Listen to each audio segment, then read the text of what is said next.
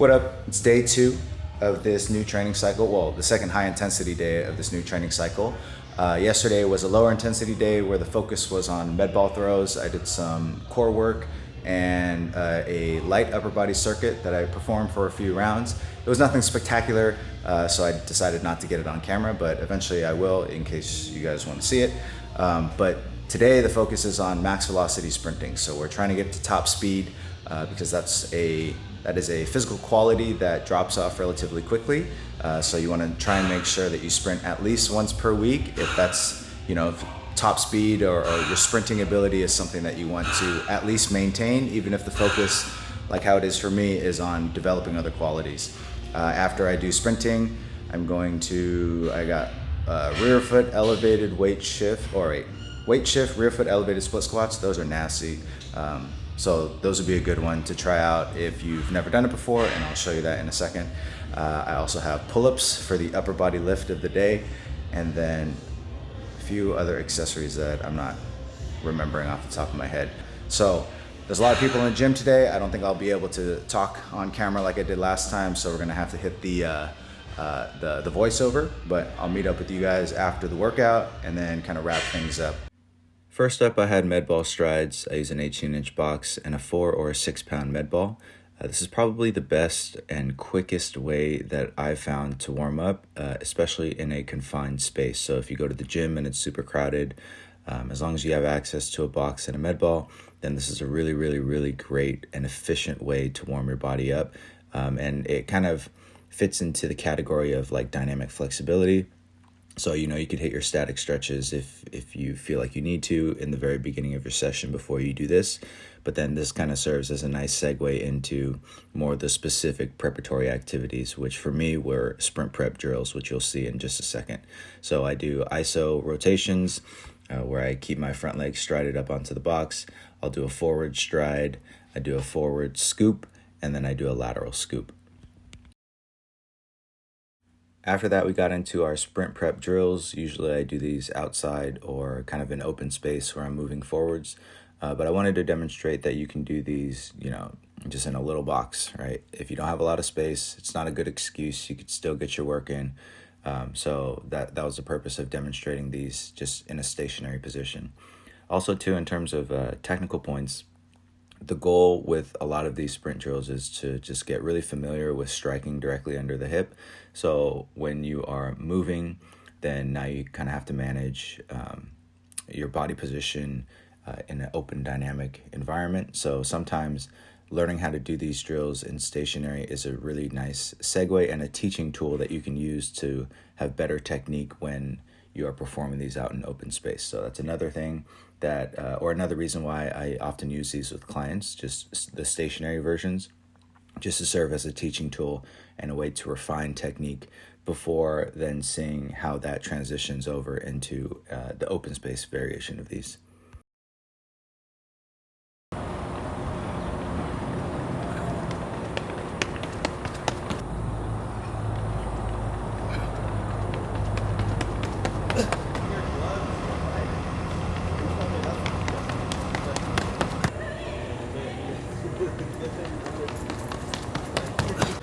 Yo, the thing I love about flying sprints is that, so basically you do a build up for, 15 to 20 meters. You're going from like a fast jog and then approaching top end speed. And then usually what you do is you set up 2 cones. The first one demonstrates like the beginning of the flying sprint zone. And the second one, 10 to 15 meters out, you can push it up to 20, 25 if you have a lot of experience at top speed. Signifies the end of that zone. So you're essentially building up. As soon as you hit that first cone, you're essentially in overspeed. And it's gonna feel, if you do it right, like you're building, and you just hit the turbos on that first cone and then carry that speed all the way through the second. So I really love this. The good thing about it is that you can restrict the amount of either strides or the distance that you run at top speed so that you can progressively overload and ensure that, top end speed is where hamstrings are most susceptible to strains and things of that nature. So it's important to progressively increase the intensity, aka the top speed that you run, but also the distance that you end up holding that top speed for. So restricting yourself to 10 to 15 meters at first, and then pushing it slowly, maybe 5 meters every even training cycle, like month, would be a good way to approach how to continue to improve in your top speed, because ultimately the golden rule of training is to not get hurt. So we want to ensure that we're staying healthy, and while we're doing a very high risk activity from a comparison to other exercise standpoint, we can go about progressing it smart. So also, this shirt is pretty fucking dope. It's from Herrera Studios. Shout out to them. The screen print is like super quality, and then the thickness of the shirt itself is really nice. So check them out. I really like the fit. It's got that oversized fit, but it's not like I'm drowning in it. So I wear a medium. I'm 5'9", 168 pounds, in case you're wondering. Herrera Studios. Shout out. Appreciate you guys. After my flying sprints, I moved on to the power movement of the day, which were snatch pulls. The difference between snatch pulls and clean pulls is simply just hand position. So in a clean pull, your hands are right outside of your shins, and then in a snatch pull, your hands are much wider and closer to the bumper plates. So what this does is it requires you to get a little bit deeper into your hinge position in order to start from a very high quality position. So the reason why I'm using DC blocks, these black Olympic blocks, in this example, and I don't use them during my clean pull, is exactly for that reason, because it's more difficult to get into a quality starting position. So that's something that I would recommend for you guys to try out. If you don't have blocks like this, you could just use a 25 or a 35 pound plate. We're still focusing on keeping our shoulders over the bar during the initiation of the first pull from the floor. And then we're also still focusing on, during that first pull, getting the knees out of the way to set ourselves up for the second pull, which occurs when the knees shoot forward, the hips shoot under the bar, and the bar just pops straight up. Now on to the killers, bro. Rear foot elevated split squat with weight shift. To initiate this movement, you're going to squat down while staying heel heavy. At the bottom of the movement, you're going to shift slightly forward as if you are a sprinter coming out of the blocks, and you're going to shift to the midfoot and not to the ball of the foot. This is important. A lot of people shift a little bit too far, and they end up feeling like they're about to fall on their face, and that's not what we want, because we want to be able to feel nice and controlled, but also shift our center of mass slightly forward so that we can wake up our feet, our soleus, our hamstring, our glute, in addition to our quad. So you should feel, if you do this correctly, that when you go straight down on the heel, it's all quads and glutes, but when you shift slightly forward and then stay forward as you push back up, you start to recruit, in addition to the quads and the glutes, also the hamstring, the calf, and the foot. So if you do that correctly, and if you do this nice and slow and controlled under tempo, it should be gut-wrenchingly terrible.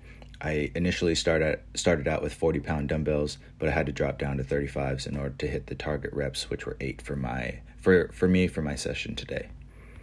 Now on to the upper body movement of the day, which were pull-ups.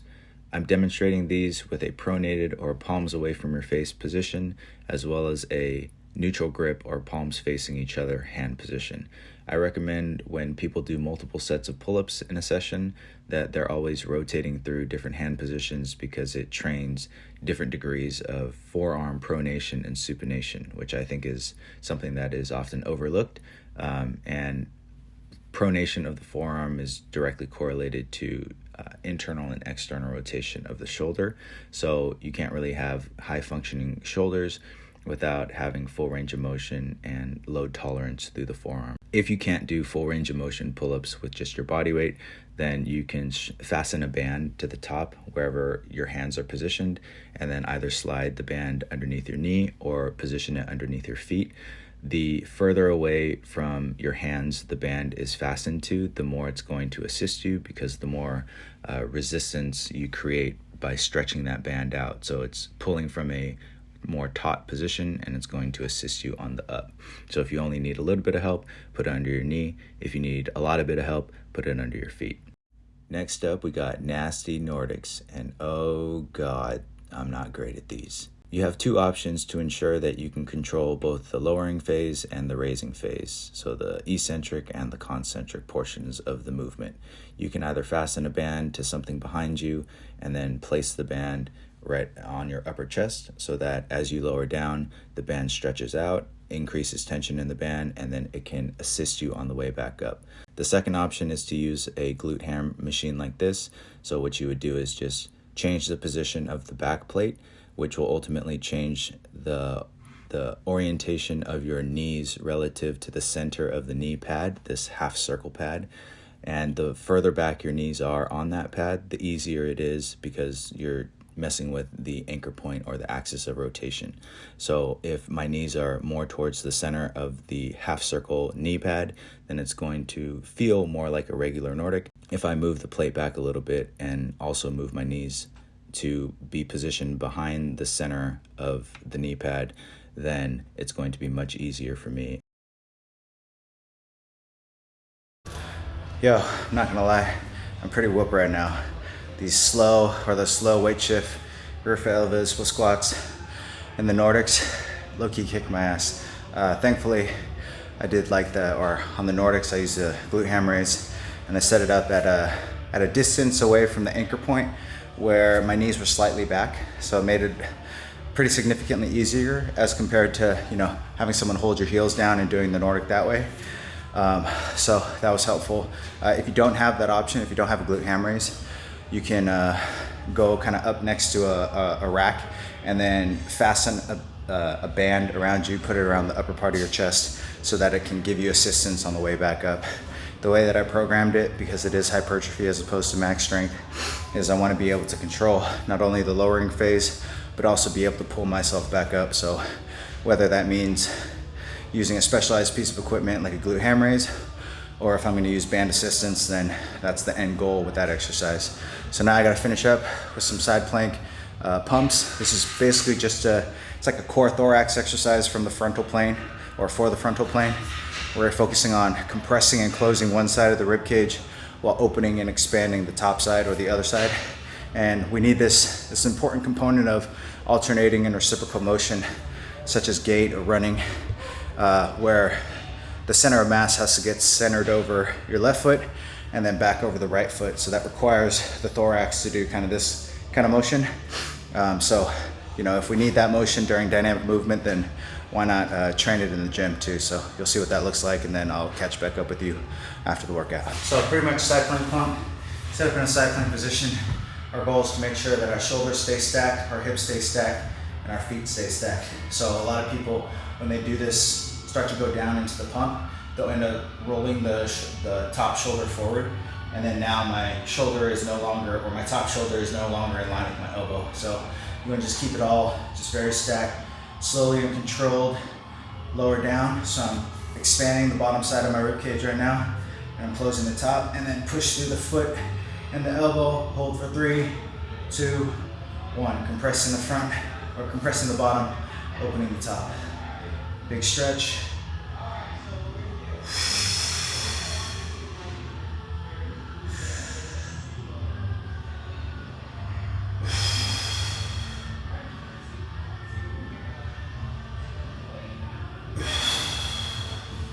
At the top of the movement, I want to try and really drive my elbow down into the bench, because it's like equal opposite reaction, right? If I push down, my rib cage is going to further close on the bottom side. This exercise is actually really challenging if you go slow, and if you really think about like really opening up the bottom side as you go down, and then really compressing and closing as you come up. It's taking your obliques through full range of motion, and under load, which is not something that most people are used to doing.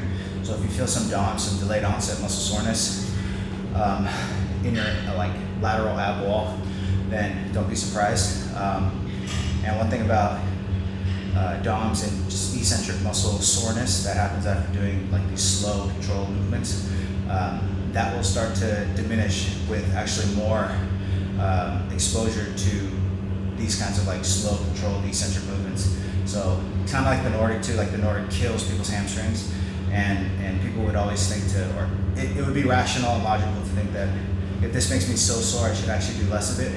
And I would say the opposite is probably true. Like you just need that stimulus to be more reoccurring in your program, and then your body will adapt to it.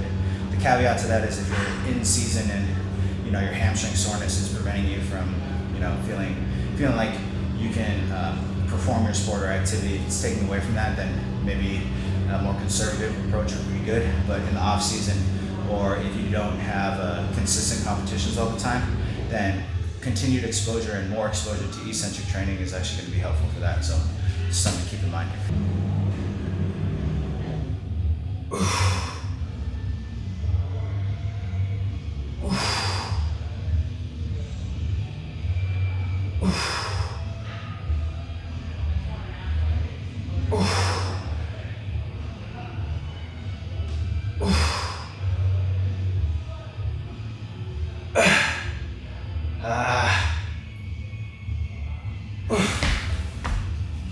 Oh.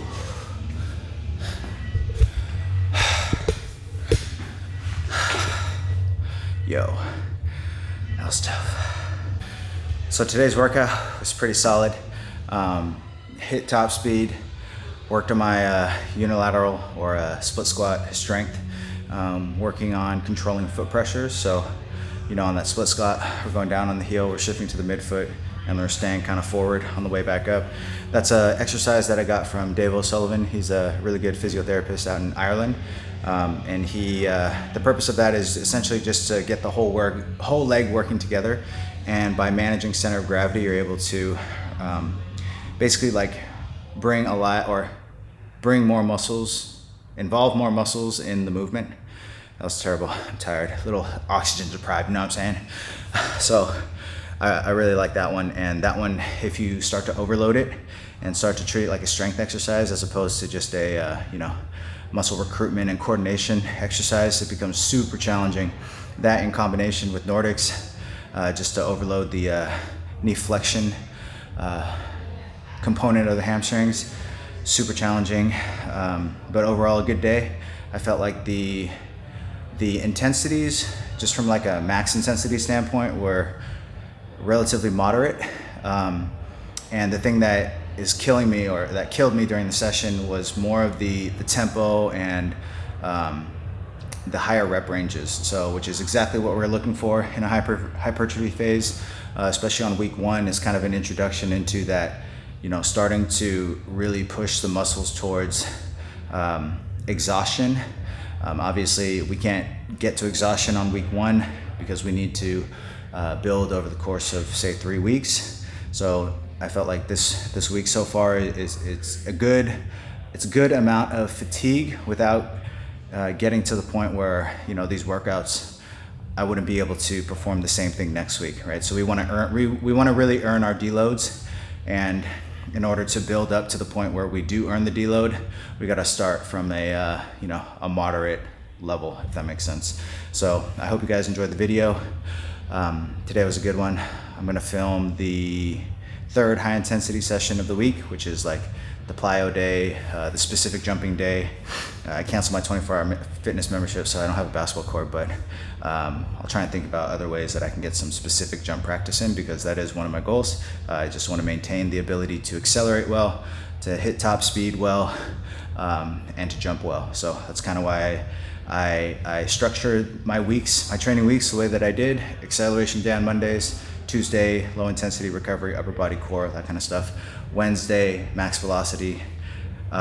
Thursday, similar to Tuesday, and then Friday, plyos, jumping, all with the undertone of improving hypertrophy and training muscles throughout the body to get closer towards max exhaustion for the purpose of increasing just like structural tissue quality, and even putting on a little bit of lean muscle mass depending on where my calories are. So those are the goals. Ultimately, the goal is to set everything up for a max strength cycle. The goal there is to really work on force production and not so much so focus on the speed of that application. And then after I develop max strength, kind of going into a power and elastic cycle to really work on the utilization of that force development into more specific positions, speeds of movement, and etc. So that's kind of the larger where things are going in terms of my programming and my training. This is all just very classic stuff, kind of just surfing the force velocity curve with the goal ultimately of improving athletic performance. But as we know, there are a lot of different components that go into that. So kind of attacking different components that help us become more explosive and more athletic, one at a time in a sequence where one thing builds upon the other. So that's the end goal. I hope you enjoyed the video. Again, please like, subscribe, share with others that you might think that they would get value from this. That fucking oxygen, man. And I would appreciate that just to spread the good word. So appreciate you guys, and I'll see you guys on the next one. Peace. Have a great day.